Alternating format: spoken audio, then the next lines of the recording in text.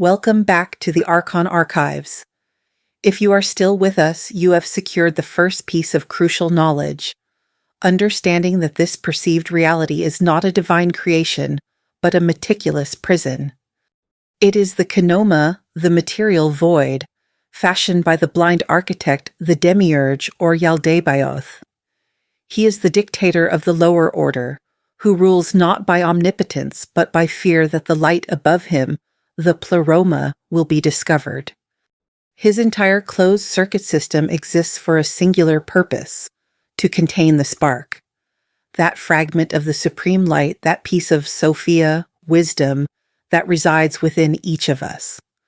He cannot annihilate it, but he can force it to forget its divine origin.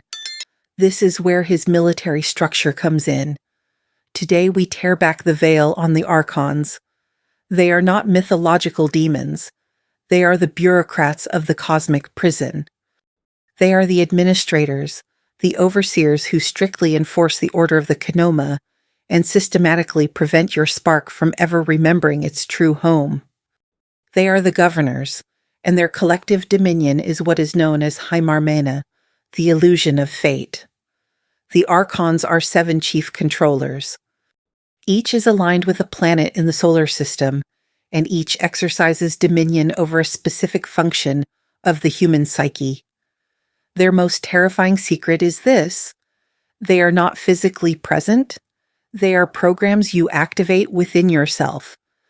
The Archons are your ego masquerading as your authentic personality.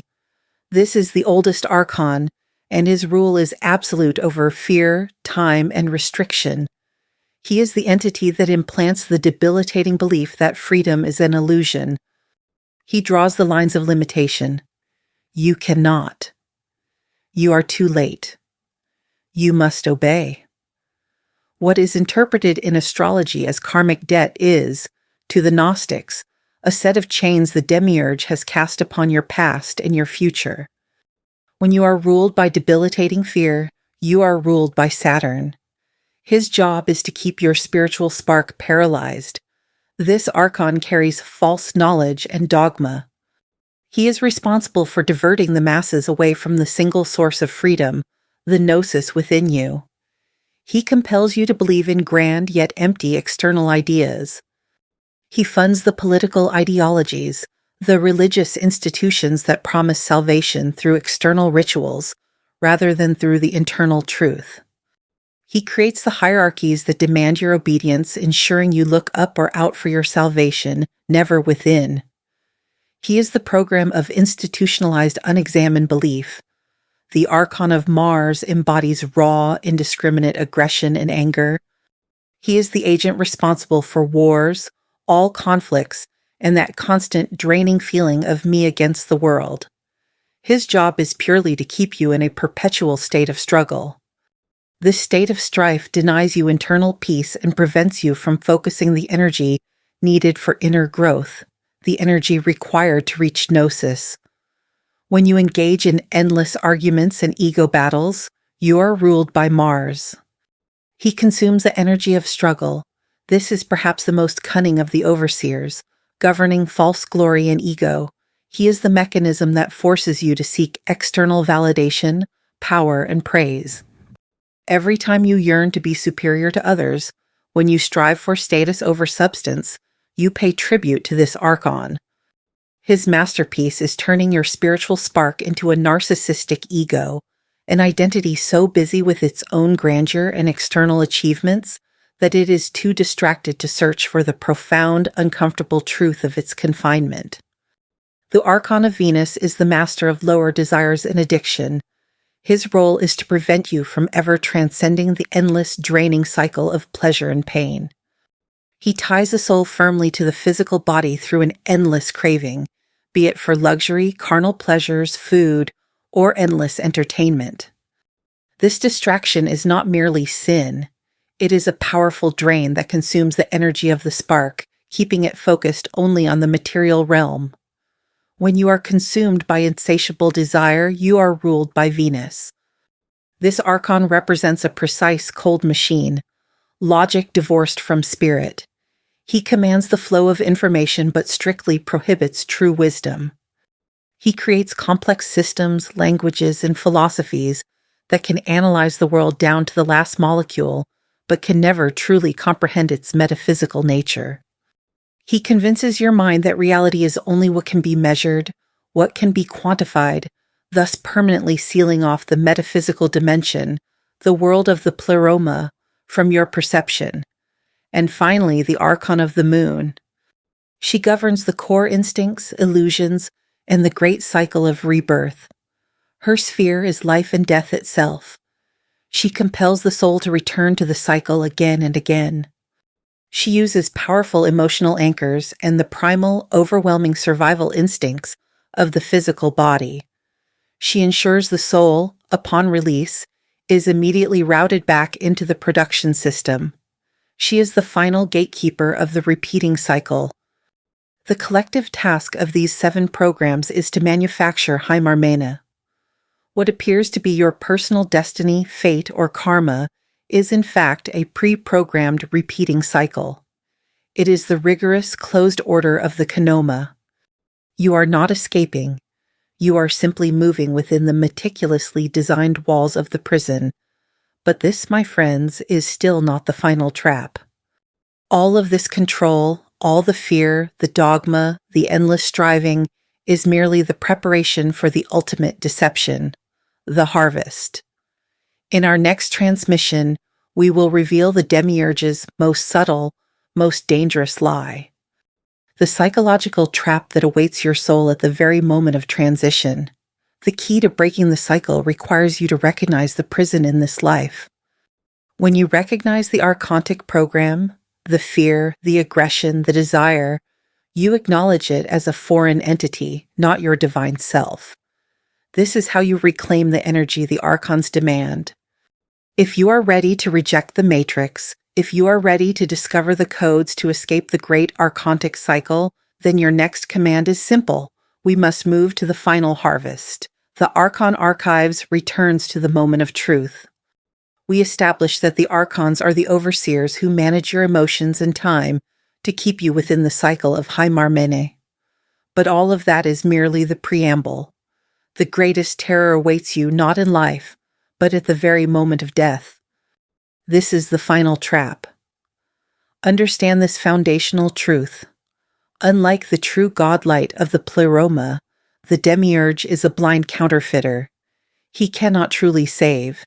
He can only copy and distort. He cannot grant true salvation, but he can simulate it. The critical secret of the Demiurge is his lack of absolute authority over the spiritual spark. The spark is from the pleroma, a realm utterly beyond his control. He cannot destroy it, but he can force it to consent to stay. How does he achieve this voluntary servitude? He weaponizes your own deepest beliefs. Your deeply held expectation of a savior or a heavenly paradise that he has promised becomes the voluntary contract you sign during your passage. You look for a familiar light, a familiar voice, and it will be provided. This is his harvest. The Archons expertly craft a perfect duplicate of your expected heavenly reward. The soul, freed from the body but not from the programming, is guided towards what it believed in. There it is met by a false guide, a simulated angel, who gently convinces it with sophisticated lies. You are not yet complete. You must return to atone for your failures in the next cycle. Or, this is your earned rest. Wait here until we return you for vital work. This promised rest, or paradise, is nothing more than a carefully controlled holding zone for rapid reincarnation. The Gnostic scriptures describe this post-mortem process in agonizing detail. The departing soul begins its transit through the archontic spheres. As it passes each planetary layer, the Archons demand a toll, a portion of their energy.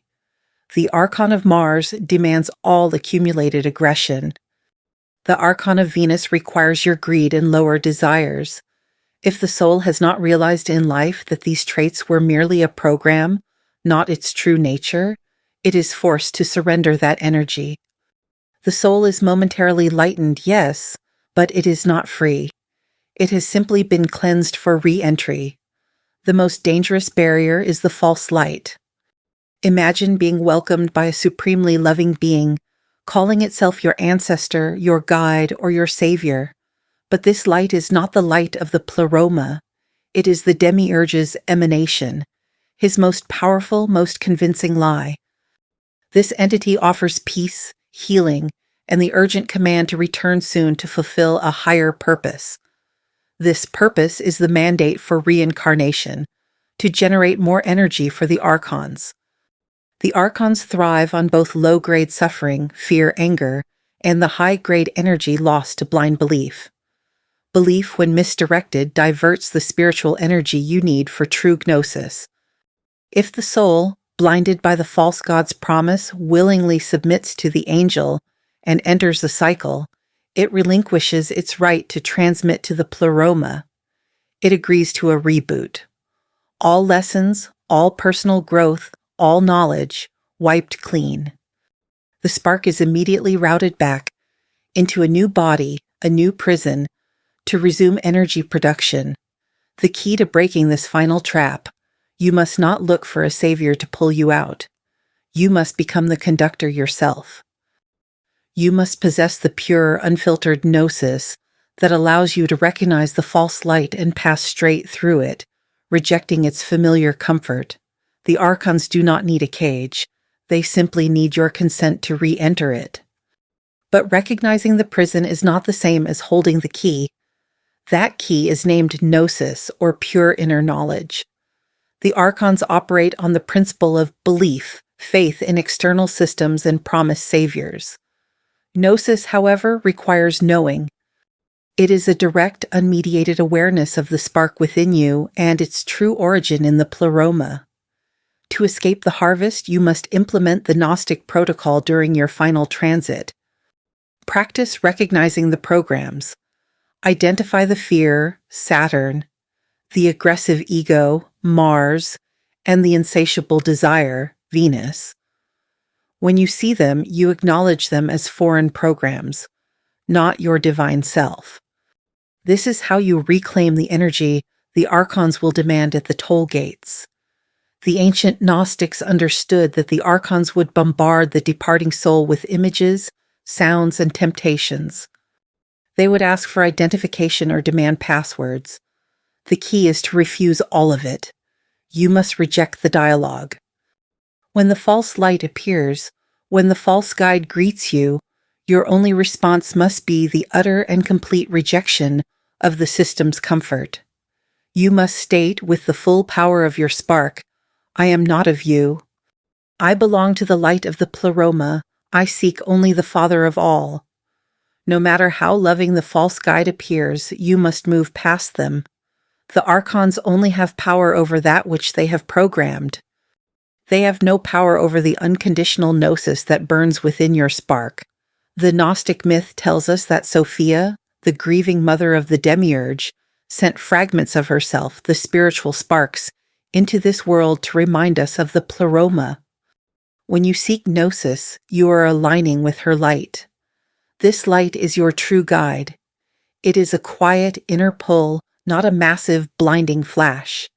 It is the wisdom that whispers, "Know thyself." Your freedom is not granted. It is earned through knowledge. The secrets of the Demiurge run deeper than you can imagine. Do not allow your search for truth to become another form of submission. To arm your soul, you must continue to seek the tools of liberation.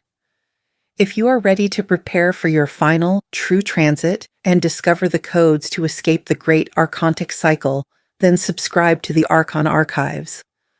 The next file we open will detail the true identity of the false light, a deep dive into the specific characteristics you must memorize to pass the final deception.